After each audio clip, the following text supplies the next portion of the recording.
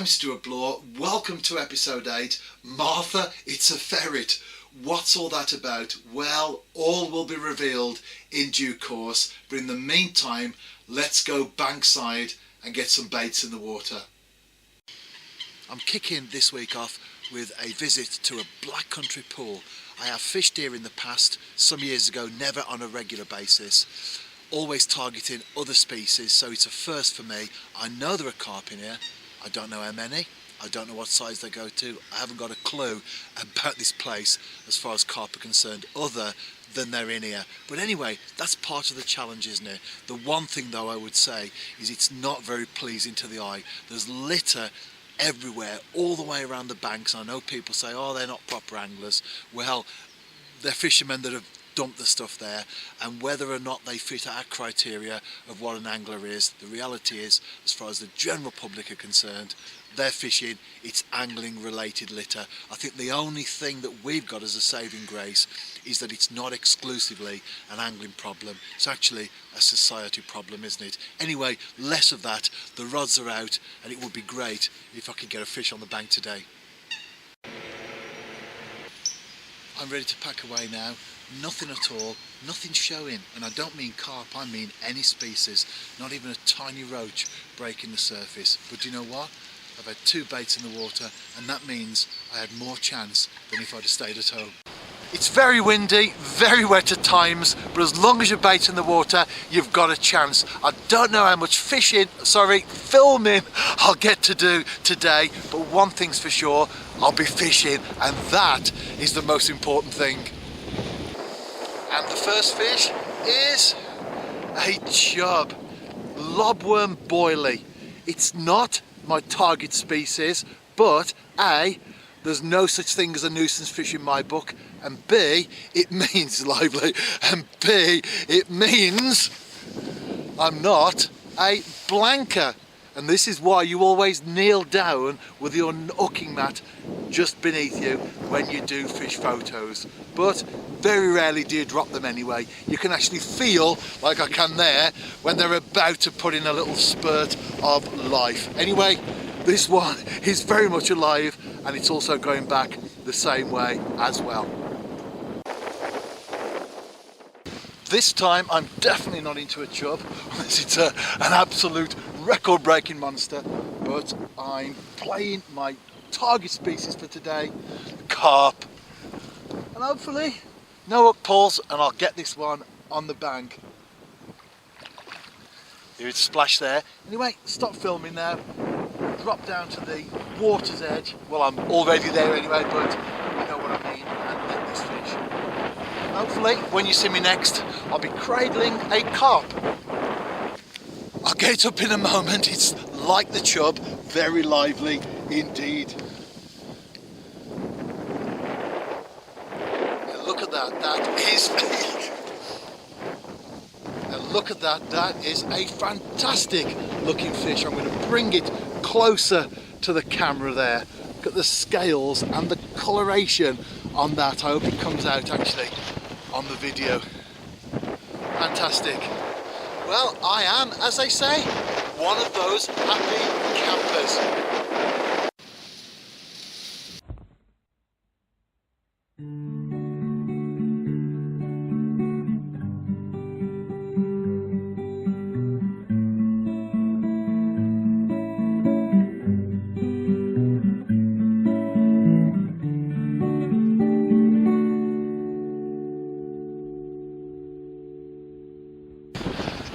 And the wind's getting up again. Not that it's gone down actually. Just a baby. Again, another lively fish. They're certainly quite active today, aren't they? Not only in the water, but once I get them on the bank as well. Lovely colour, great fish. I'm a happy camper. Let's get this little jack-in-the-box back into the water where he belongs.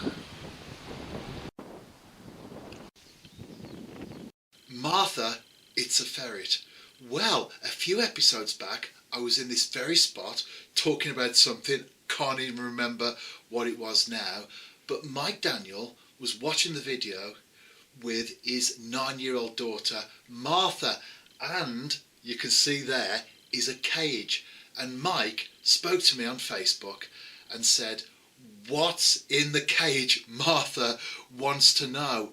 Well, Martha, I think you've gathered already, haven't you? Because I told your dad when we spoke, but we're now going to take a closer look at the ferret. And here we go, just for you, Martha. Here he is, Paris, my pet ferret. And if I remember correctly, I told your dad that I would show him to the camera for you. And I think your dad said that you commented that that was an exciting prospect. Well, here we go, a very exciting prospect indeed. Paris, say hello to Martha. Right, shall we put him back and carry on with the fishing? And I'll put him back in his cage, and there you go, Paris. There's a chew for you. Thank you for being the star of the video. It's another very, very windy day. I'm trying to do the filming in between the gusts. They're 40 to 50 miles an hour, and when they do come through, especially in the place where I am, very severe indeed. But the rods are out, that's all what matters. And if I can get me a carp or two on the bank, well, I'll be a happy camper.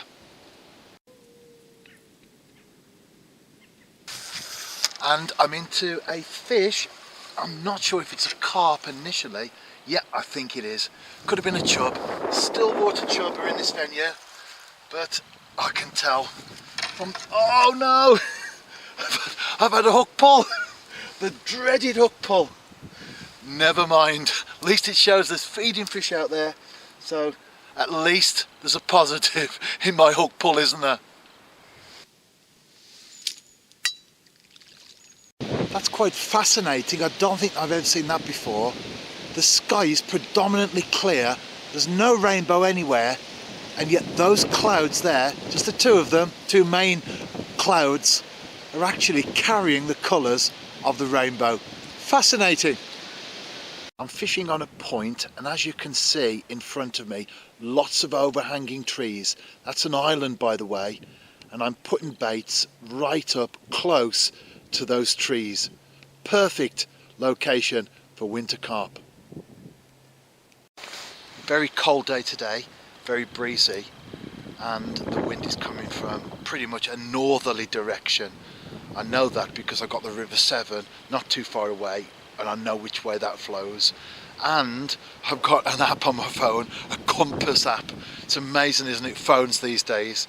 I don't think I use mine for phone calls. I use it for all the other things that go with it. Incredible. Anyway, one thing I do know for sure is that my toes are cold. I don't need to look at the temperature or the weather forecast. My toes are always the first line of indication, as far as I'm concerned, when it's a cold day.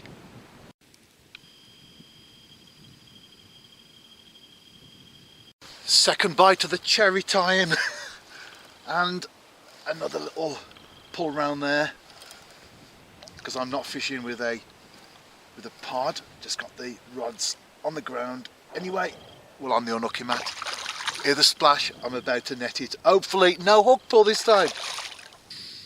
No hook pull, no carp, but a chub. Hey, nice enough fish as well.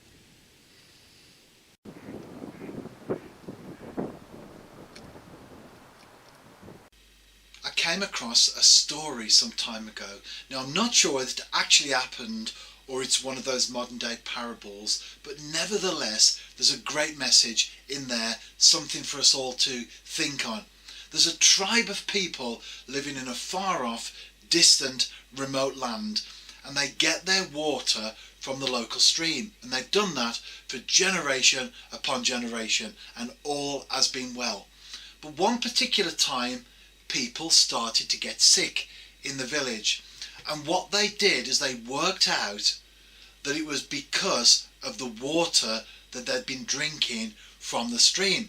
So what they decided to do was to trace the stream right up into the hills, and they did that for some time, and then they came across a dead pig that was in the water. So it was the pig, the rotting pig, that had caused those people in the village to become very sick. So the folks that had taken the journey into the hills, they removed the dead pig from the water, and then everyone was restored to full health.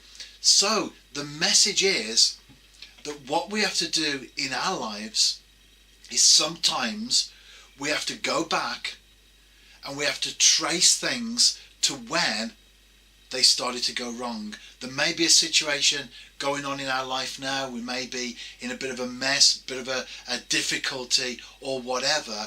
But what we have to do is we have to go back and trace it to when it all started. It's about digging deep, isn't it? It's about going back to the roots. And when we do that, it may be a bad attitude that we had. It may be some unforgiveness that we've got in our hearts. It may be some other form of anger or hatred or bitterness or whatever. But it's become a dead, rotting pig in our life. So consequently, everything that's gone on since then has been affected by the poison of that unforgiveness, that bitterness, that unwillingness to let something go. So what do? We trace it back, we deal with it, and then we'll find that the freshness returns to our lives once more. I'm out again, just an afternoon, but as the days are getting longer, that extra hour or so can make a difference when you don't have a lot of time. I fish a lot. That's obvious if you watch my videos. My philosophy is just basically to make the most of every opportunity. Even if I've only got a couple of hours here or there, I'll go fishing. That's what it's about. Be active, be positive, be on your game and get out there. And as long as you're fishing like I am right now, you've got a chance of getting something on the bank. I've been here a couple of hours and I'm quite surprised actually. There's been no sign of life whatsoever. Now this is a venue that for me is a banker place in the winter. And of course I've still got a few hours left to go and I'm very hopeful on that front of course. But the fish give themselves away very easily. Lots of feeding bubbles, the silty bottom, they churn it up. It's not deep and you can see across the pool. And there are loads of fish out there munching, even in the coldest of winters, and fish clearing the surface as well, fish coming to the top. But if I didn't know any better and you brought me to this place now and I was standing there for the couple of hours that I have been, I would look out and think, do you know what? They dug this pool out last week, filled it with water, and they haven't stocked it yet. That's how dead it is at the moment. But we all know, don't we, in angling, how things change. It's not like the fish are showing elsewhere and I could move and get onto them.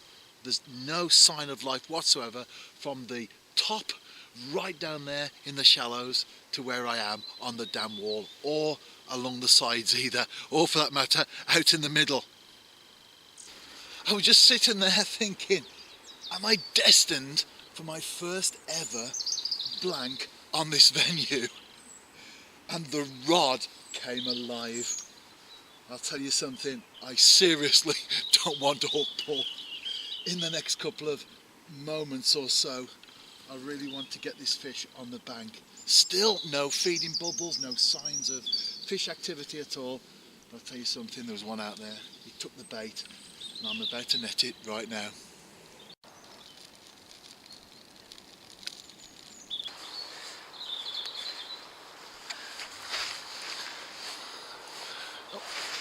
It's a little bit lively, that's why you always kneel down on your unhooking mat.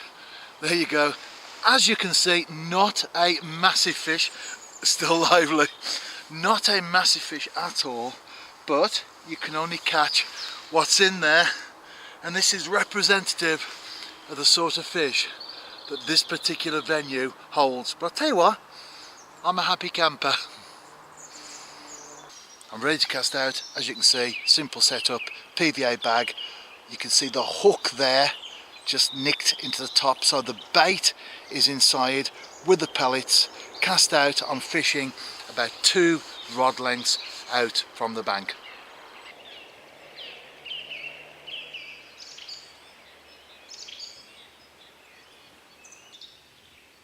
while I've still got a little bit of light left, because we're now into dusk, no doubt you can hear the birds singing around, I'm going to show you my bait approach so far this week. I've been fishing with premium pop-ups. As you can see, not many left in there.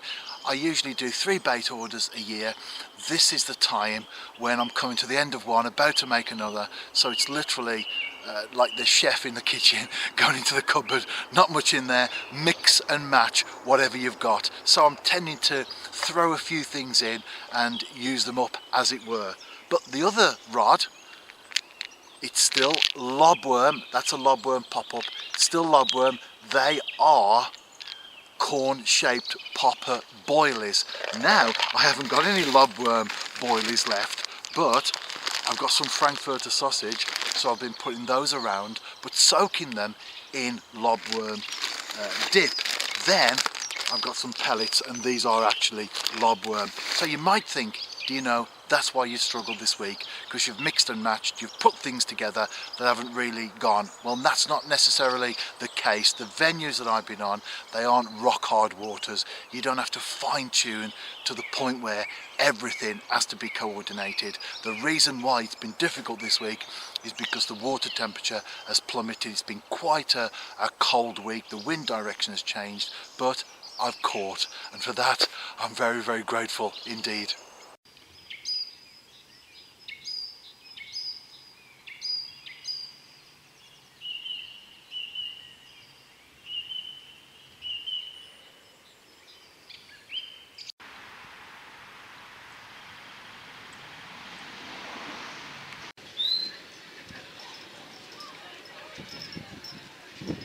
I went to bed at 2 AM last night, up at the crack of dawn this morning.